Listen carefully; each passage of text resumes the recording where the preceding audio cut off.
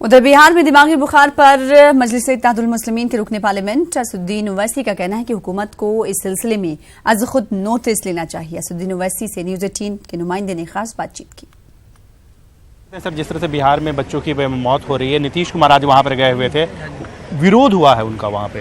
ये विरोध होना तो नेचुरल है। सरकार वहाँ पर है और इतनी बड़ी तादाद में मासूम बच्चे मर जाते हैं और उनका जुर्म सिर्फ इतना है कि गरीब हैं, गरीब परिवार से हैं और पहली मर्तबा तो थोड़ी हुआ ही है। तो यकीनन अकाउंटेबिलिटी होनी चाहिए, जिम्मेदारी उनको कबूल करनी चाहिए। और 2014 में मौजूदा हेल्थ मिनिस्टर वहाँ पर गए थे, उन्होंने ब्लॉग भी लिखा कि वहाँ पर ये चीज़ों की ज़रूरत है, खामियां हैं, हम उसको पूरा करेंगे। अब वो खुद इंट्रोस्पेक्शन कर लें।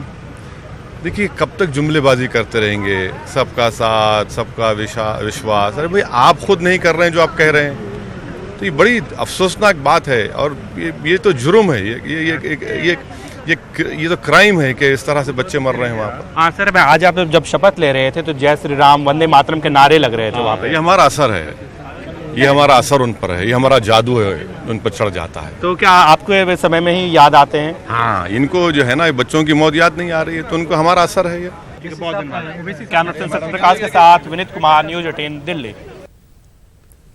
तो पूरी स्टोरी क्या आपको बता देते हैं। पार्लियामेंट में अरकान पार्लियामेंट की हलफबर्दारी के दौरान जब असदुद्दीन ओवैसी का नाम पुकारा गया तो ऐवान में जय श्री राम और वंदे मातरम के नारे सुनाई देने लगे, जिसके रद्देअमल में असदुद्दीन ओवैसी ने दोनों हाथ कुछ इस तरह हिलाए, गोया ये इशारा कर रहे हों कि और नारे लगाए जाएं। हलफ लेने के बाद असदुद्दीन ओवैसी ने जय भीम, जय मीम, अल्लाहू अकबर और जय हिंद के नारे बुलंद किए। असदुद्दीन ओवैसी जी।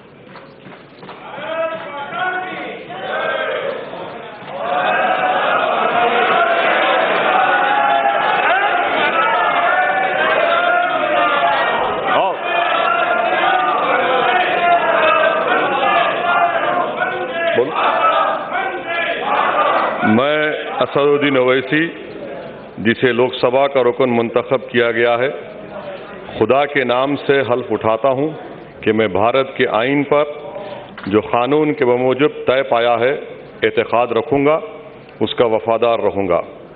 मैं भारत के इख्तियार आला और सालमियत को बरकरार रखूंगा और जिस ओहदे को मैं संभालने वाला हूं इसके फ़राइज़ व वफादारी से अंजाम दूंगा।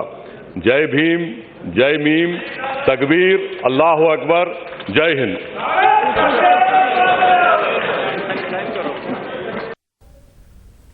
एक मुल्क एक इलेक्शन के मोदी के बयान पर कांग्रेस ने रद्देअमल जाहिर किया है। पीएल पुनिया ने कहा कि वजीर आजम शायद आईन को भूल गए हैं। एक मुल्क एक इलेक्शन की बात वफाकी ढांचे की खिलाफ है।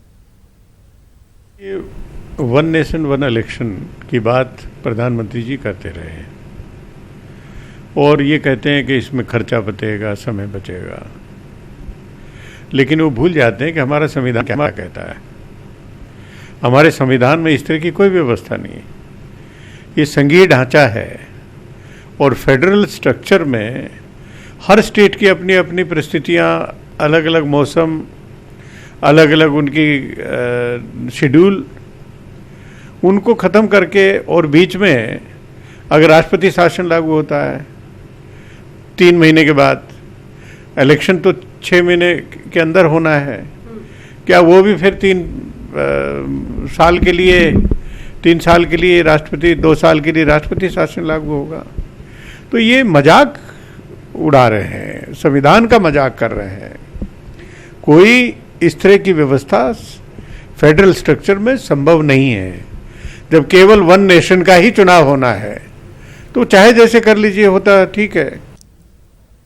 एनडीए हुकूमत अपनी दूसरी बारी में ज़राअत, सनत और मईशत पर खुसूसी तवज्जो दे रही है। वज़ीर आज़म नरेंद्र मोदी इक़्तिसादी तरक्की को महमेज़ देने के लिए संजीदा हैं। इसी सिलसिले में 22 जून को वज़ीर आज़म माहिरीन, माशियात के माहिरीन और सनतकारों से मुलाकात करेंगे। वज़ीर आज़म की इस मुजव्वज़ा मुलाकात से कबल नीति आयोग के नायब चेयरमैन राजीव कुमार मुख्तलिफ शोबों के माहिरीन और स्टेक होल्डर्स से बातचीत करेंगे।